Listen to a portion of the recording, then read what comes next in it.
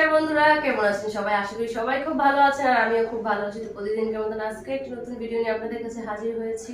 তো দেশ এবং দেশের বাইরে থেকে যারা আমার ভিডিওটি দেখছেন তাদের সবাইকে পরিস কিচেন ব্লগে স্বাগত। তো বন্ধুরা, আজকে আমি আপনাদের দেখাচ্ছি, বেশি কিছু দেখাবো না। আজকে ব্লগ ছোট হতে যাচ্ছে, কেননা আজকে বেশি কিছু মানে আপনাদের সাথে শেয়ার করছি না। শুধু ঈদের জন্য কি কি বাজার সদাই করেছি সেগুলো আপনাদের সাথে শেয়ার করবো। তো ঈদ শুধু আপনাদের না, আমাদেরও ঈদ। আমরাও ঈদের দিন মাংস টাংস রান্না করি, তারপর ঈদের আগে বাজার সদাই করি। তো আজকে কি কি বাজার সদাই করে আনলাম সেগুলো আপনাদের সাথে দেখাবো। তো চলুন, প্রথমে নিয়ে আসছি টমেটোটা রেগুলারে কিছু না কিছু প্রয়োজন পড়ে, তো টমেটো নিয়ে আসছি। আর এদিকে হচ্ছে ঢেঁড়সটা আমার শাশুড়ি খেতে খুব পছন্দ করে, টমেটো খুব পছন্দ করে। তবে আমার শাশুড়ি যেগুলো পছন্দ করে সেগুলোই বেশিরভাগ আনার চেষ্টা করি, কারণ উনি মাছ মাংস খায় না তেমনটা, সবজি টবজি যাই আনি তাই একটু পছন্দ হলে খায়। তার জন্য সবজির মধ্যে টমেটো আর ঢেঁড়সটা পছন্দ করে, তো দুইটা মানে সবজি আনছি, আর ঢেঁড়স আনছি, টমেটো আনছি। তো আর এদিকে আনছি হচ্ছে আপনার মানে চিপসটা আমাদের ঘরের বাচ্চারা যারা আছে বা আমি, আমার বড় যারা সবাই খেতে অনেক পছন্দ করি। তো আমার বড় যাও আনছে, আমিও আনছি। এখানে এগুলো হচ্ছে চিপস, এগুলো তো সবাই চিনেন, তেলে ভেজে খেতে হয়। আর এনেছি পাস্তা। আমি কিছু কিছু টাইমে সন্ধ্যার দিকে নাস্তা করলে পাস্তা রান্না করি, তো পাস্তা নিয়ে আসছি আর কি।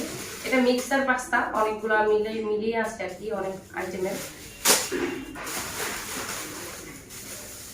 আর এটার মধ্যে আছে কিছু মানে শুকনো বাজার সদাই, যেমন লবণটা শেষ, তো লবণ এনেছি। আর পেঁয়াজ আছে আমার ঘরে, পেঁয়াজটা তেমন খাওয়া হয় না। আপনারা রান্না বান্না দেখলেই বুঝতে পারবেন যে আমার ঘরে তেমন একটা পেঁয়াজ খাওয়া হয় না, তার জন্য পেঁয়াজটা একটু কমই আনি। এই পেঁয়াজ আমার ঘরে কিছুটা আছে, আর এখানে অল্প একটু আনছি, কারণ না খাওয়া হলে তো রাখতে রাখতে পেঁয়াজটা নষ্ট হয়ে যায়, তাই না? এর জন্য অল্পের মধ্যে এনেছি, যাতে তাড়াতাড়ি শেষ হয়ে গেলে আবার আনা যায়, এর জন্য অল্প অল্পই আনছি। আর এটা হচ্ছে বিরিয়ানি মশলা। ঈদের দিন মানে ভাবছি ঈদের দিন বিরিয়ানি রান্না করব, তো এর জন্য মশলাটা নিয়ে আসছি, বিরিয়ানি মশলা, রাঁধুনি মিক্স। আর আমার মেয়ে হচ্ছে নুডলস পছন্দ করে, আমিও পছন্দ করি, তো নুডলসটা ঘরে মাস্ট বি থাকতেই হবে, তার জন্য নুডলস নিয়ে আসছি। আর এই তো সেমাই, ঈদের দিন সেমাই না হলে কি চলে বলুন? তো এমনি তো আমাদের আশেপাশে যারা নাকি মুসলিম ফ্রেন্ড সার্কেল আছে, তারা আমাদের বাসায় এসে পিঠা, তারপর সেমাই এগুলো দিয়ে যায়। তারপর আমি নিয়ে আসছি, আমিও মানে ভাবছি যে ঈদের দিন যদি যদি দেয় তাহলে তো খাবোই, আর না দিলেও নিজে রান্না করে খাবো।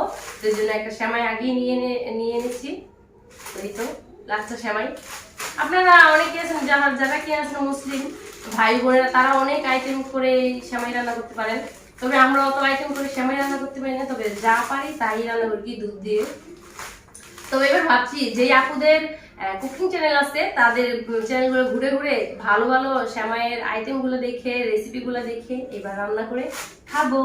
আর আপুরা ভালো ভালো আইটেম বা রেসিপি আপনারা শেয়ার করেন, যাতে শিখে আমরা রান্না করে খেতে পারি, ঠিক আছে? আর এই তো রিন পাউডার, এটা তো দরকারি, প্রত্যেকদিন কিছু না কিছু ধোয়াধাই করতেই হয়।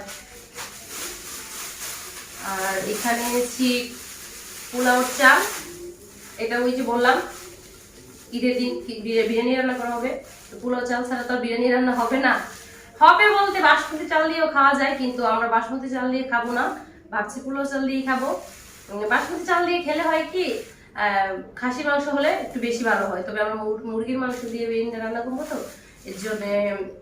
আর ওই কি বললাম যে মানে বাসমতি চালটা আনা হয়নি, বাসমতি চাল যেদিন আনি ওই দিন খাসি মাংস দিয়ে বিরিয়ানি করি।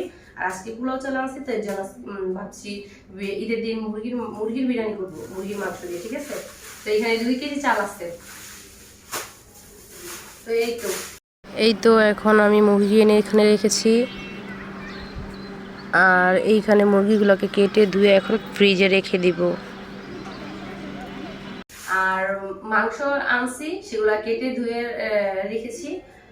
ওইগুলো ফ্রিজে রেখে দিয়েছি। তো ঈদের দিন সবকিছু রান্না করার জন্য সবকিছু আগে থেকে আমি রেডি করে রেখেছি, কারণ ওই দিন হয়তো কি ছুটির দিন, তো একটু হাজবেন্ডের সাথে হয়তো একটু টাইম দিই, কথা বলি, তো ওই দিন আর অত প্রেশার নিব না কাজের। তো এর জন্য আগে থেকে কিছুটা কাজ আমি করে রাখছি আর কি।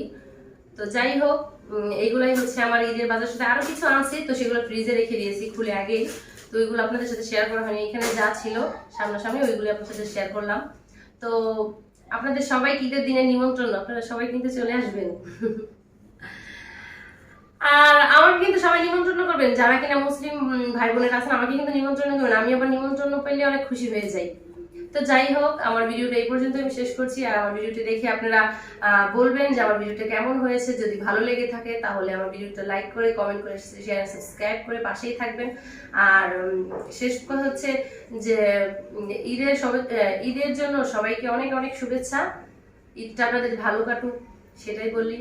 তো ঈদ তো একদিন পরে ঈদ, তো সবাইকে ঈদের অনেক অনেক অনেক অনেক শুভেচ্ছা। তো ঈদ মুবারক বন্ধুরা, ভালো থাকবেন, নমস্কার।